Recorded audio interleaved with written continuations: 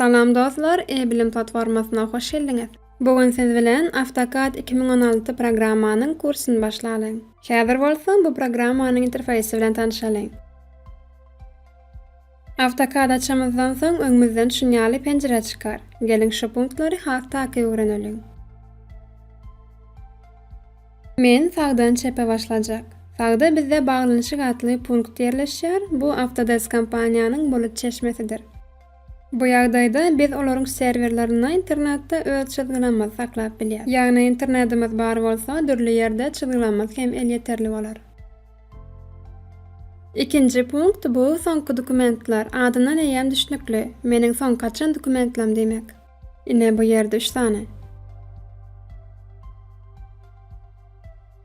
Ve çep tarapdaky soňky punkt bu işimiziň başydyr. Men şu ýere bassamam, plus belge bassamam şowerzat dolar.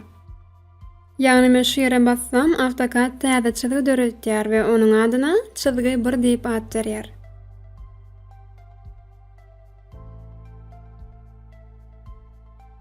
AutoCAD täze çyzgy döredende her gezek olara meňzeş ad berýär. Çyzgy 1, çyzgy 2 we şuna meňzeşler. Biz işiň soňunda başga ad bermeliýäs. Ýöne başda AutoCAD awtomatik görnüşde ýankyal adlar goýýar. Inni biz ahir bu programmanyň interfeýsi bilen has takyp tanışyp bilýäs.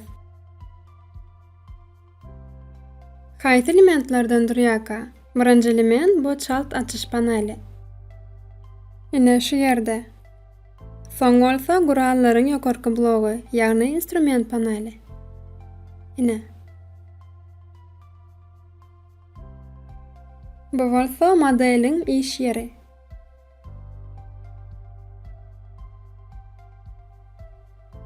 Bu ýerde bolsa buyruk çyzygy ýerleşýär.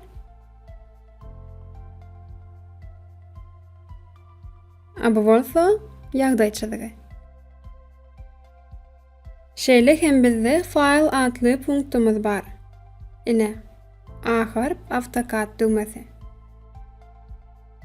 Geliň indi bolsa bularyň barsyny aýratynlykda öwreneliň. Ilki çalt açyş panelinden başlalyň. Bu panelde biziň köplenç ulanýan buyruklarymyz ýerleşýär. Mysal üçin täze faýly döretmek, ony açmak, alyp galmak we şuna meňzeşler. Gerek bolsa bu ýere biz başga buyruklarym goşup bilýäs. Onu näde edip bolar? Görýäňizmi şu ýerde kiçirek uçurç düýmemiz bar. Şoňa bassak menü çykar. Şularyň barsy panele sazlap biljek buyruklarymyz. Görüşüňiz ýaly eýem düzülen buyruklaryň gabadyndan bellikler duranlar. Galanlarda ýok. Eger bize iş ýeri gerek bolsa, şeýdi basýas we bu ýerde iş ýeri emele gelýär. Eger biz göçürme häsiýetlerini geçiresimiz gelse, şu ýere basýas. Edil şolary ýaly hem aýryp bolýar. Eger bize AutoCAD'daky başga buyruklar gerek bolsa, şu ýere basyp başga buyruklar diýen saýlamaly. Öňümizde AutoCAD'yň hemme buyruklarynyň spesigi çykar we gerekli buyrugy geçirip bilýäňiz. Ýöne adaty ýagdaýda bu funksiýa ulanýan az, diňe döretmekden başlap esasan şu häsiýetlere çenne ulanylýar.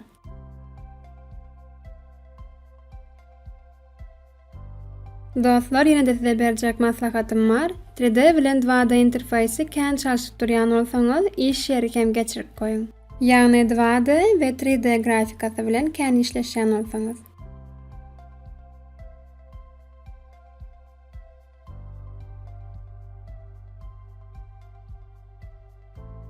Agalanlar bolsa käwagt ulanylýar. Şeýle hem professional derejesine özüňiz ýeteňizde eýem bilersiňiz haýsyny kän, haýsyny az ulanýaňyz. Indi bolsa ýokarky blok gurallaryny göreliň. Görüşüňiz ýaly ol lenta görnüşde bolan soň Microsoft paketiniň menyusyna meňzeýär. Meselen Word'daky ýaly lentada bolsa buyruklaryň spesigi. Buyruklar barada biziň nik sapaklanmazda görleşýäris. Häzir bolsa gurallar barada aýdyp geçeýin. Ýokarky gurallar blogy bir näçe ýagdaýda bolup bilýär. Ine şu ýere bassak, ol ýa goýma görnüşde şunýal bolup bilýär. Ine, ya bolmasa at görnüşinde bolýar. Ine şunýaly atlar ýazylgy. Ýa-da bolmasa şunýaly düğme panel görnüşde de bolup bilýär.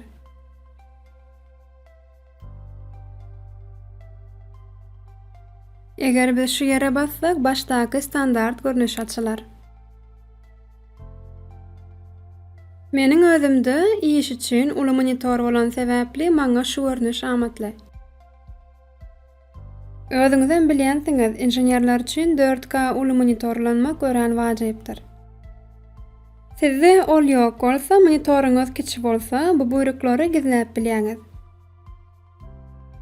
Şeýdip monitoruňyzyň ýerini tyşytlaň.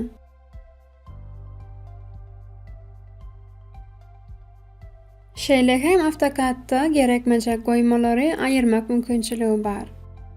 Onuň üçin sıçanyň kursoryny şu ýere geçirýän we sag düğme basýan. Ine görüşiňiz ýaly diňe ulanýan goýmamyzdan bellikler durandyr.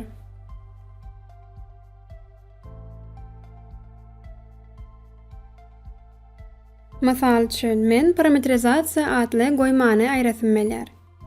Ine şu ýerde ýerleşýär. Indi men bu ýerden belli aýyrýan we görüşiňiz ýaly ýanky parametrizasiýa adly goýma gitdi. Ýankyny izne goýmak üçin hem edilşeler ýaly belli goýýar. Ana ýene öňki ýal ýerine geldi. Şeýlekem biz bularyň ýerini çalyşyp bilýär. Masal üçin ýanky parametrizasiýa buyrugyny şu ikisiniň arasyndan geçiresimiz gelse, sıçanyň çep düğmesine basyp goýbermän ikisiniň arasyna ýerleşdirýär.